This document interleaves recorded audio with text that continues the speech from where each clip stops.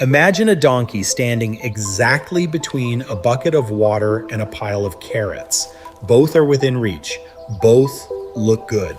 And because the donkey can't decide which one to move toward first, it stays frozen in place until it starves. It's a strange, almost comical image, but it might be the most accurate picture of why so many of us feel stuck in our own lives. Not because we lack options, but because we have too many voices pulling us in different directions at once. Before we go further, it's worth pausing for a moment to acknowledge the person whose thinking inspired everything we're about to explore. Seth Godin has spent decades studying why people get stuck, why some ideas spread and others die quietly, and why so many talented humans never do the work they're capable of. He's written close to 20 best-selling books, built one of the most respected daily blogs on the internet, and mentored entrepreneurs, artists, and everyday people trying to figure out how to matter. He didn't get there by having all the answers handed to him. He got there by doing the unglamorous work of thinking clearly over and over for decades and being willing to share what he learned even when it wasn't popular. So when we talk today about feeling stuck, about resistance, about sunk costs and service, understand that these aren't untested theories. They come from someone who has actually walked people through the process of getting unstuck again and again and has the track record to prove it works. What we're doing here is taking the spirit of that wisdom and unpacking it in a way that's simple, honest, and useful for your own life. So let's go back to that donkey for a second, because it explains something most of us have felt but never quite named. You want to build the business, but you also want the security of the paycheck. You want to speak your mind, but you also want everyone to like you. You want to make the bold move, but you also want to keep the approval of your parents, your partner, your community. None of these desires are wrong on their own. The problem is trying to satisfy all of them at the same time, as if you can walk toward the water and the carrots simultaneously. You can't. And the longer you try, the more exhausted and paralyzed you become. That paralysis isn't a character flaw, it's just physics. You cannot move in two directions at once and expect to get anywhere. Here's the uncomfortable truth hiding underneath that donkey story. Most of us were never taught that we get to choose our direction. We grew up assuming that somewhere out there is a single, correct purpose waiting to be discovered, like a hidden key we just haven't found yet. So we wait, we search, we take personality quizzes and read horoscopes and hope some external sign will finally tell us who we're supposed to be. But purpose doesn't work like a treasure hunt. It works more like a decision. You don't stumble upon it in a cave somewhere. You choose it on purpose with your eyes open, knowing it means saying no to other paths. That single shift from searching for purpose to choosing a purpose is one of the most freeing ideas a person can sit with.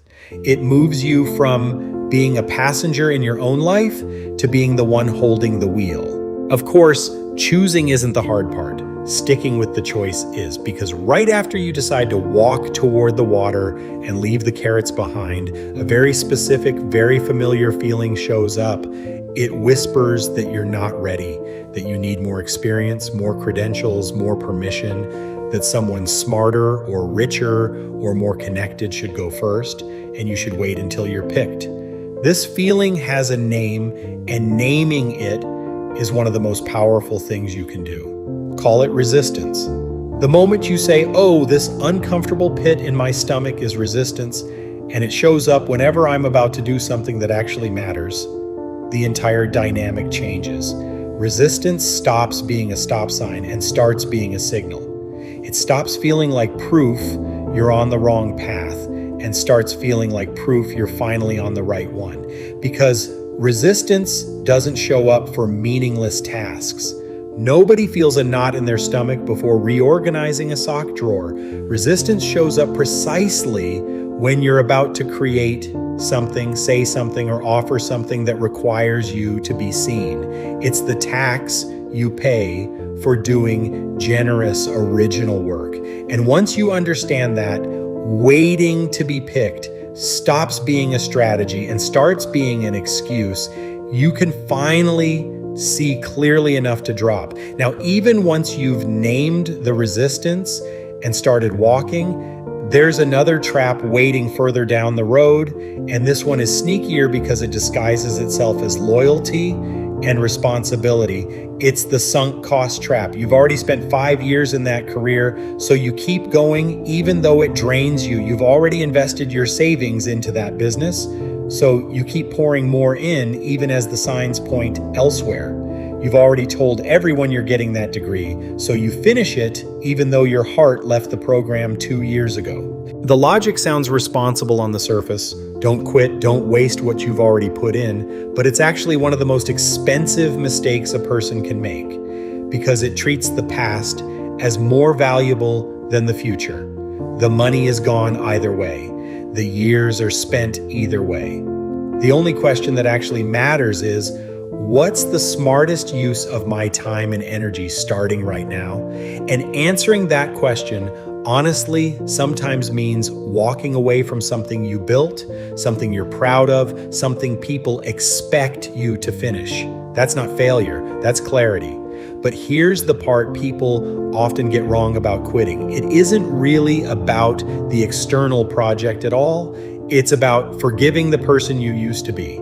Because underneath every sunk cost is a quieter belief that if you walk away now, it means your past self was foolish for starting in the first place. So you keep going, not because the path still makes sense, but because stopping feels like admitting you were wrong. This is where real growth requires a strange kind of kindness toward yourself. You have to be willing to say, I made the best decision I could with the information I had back then, and now I have new information, so I'm allowed to choose differently.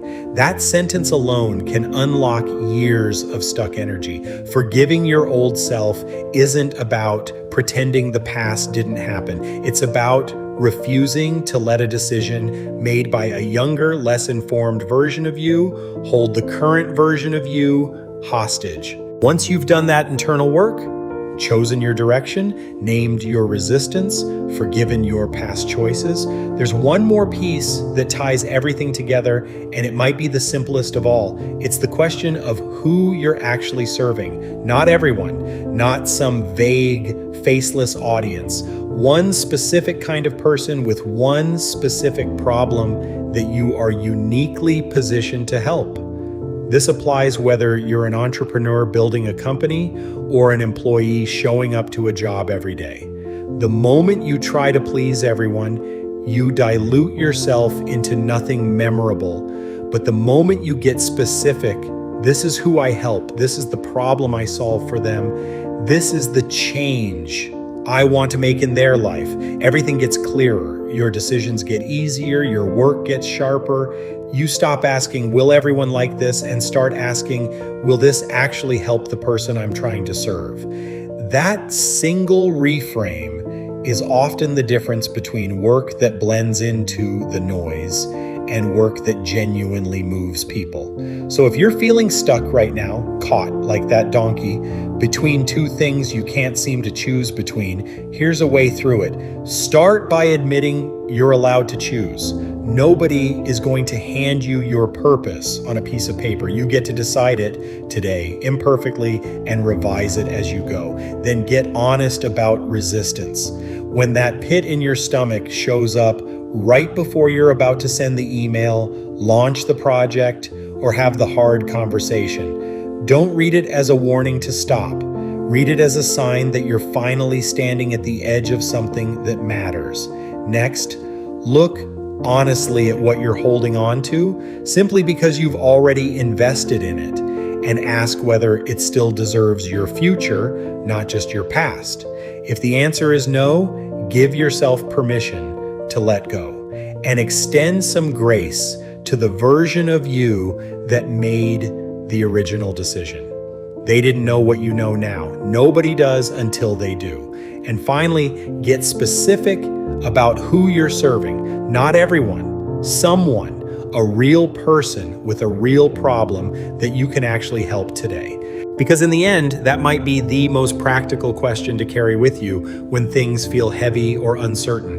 Who can I contribute to today? Not who can I impress, not who can I convince, not who can validate that I'm doing the right thing, because just who can I help in some small, honest way right now? That question has a way of cutting through the noise faster than almost anything else.